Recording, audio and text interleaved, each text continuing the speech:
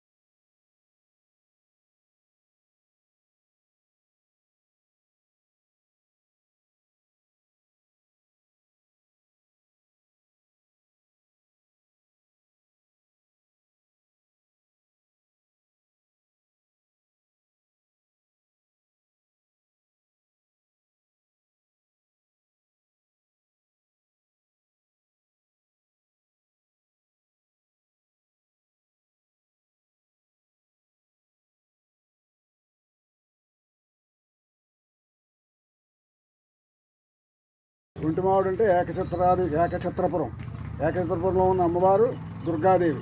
ఈ దుర్గాదేవి చాలా విశేషమైన పూజలు అందుకుంటున్నారు. ఇంచుమించు ఒక 25 ఏళ్ల బట్టి ఇక్కడ వరహాలమ్మ అనే భక్తురాలు ఈ ఆలయాన్ని నిర్మించారు. గ్రామ ప్రజలు అందరి సహకారంతో కూడాను ఇలా 9 రోజులు విశేషమైన పూజలు జరపబడతాయి. కుంకుమ పూజలు భక్తులంతా కూడా 50 మంది వచ్చి చేయించుకుంటూ ఉంటారు. అష్టమి, నవమి, దశమి 3 రోజులు కూడా విశేషంగా అమ్మవారికి అభిషేకాలు, పూజలు అన్నీ కూడా జరపబడుతూ ఉంటాయి. చాలా ప్రశస్తమైనది దుర్గాలయం.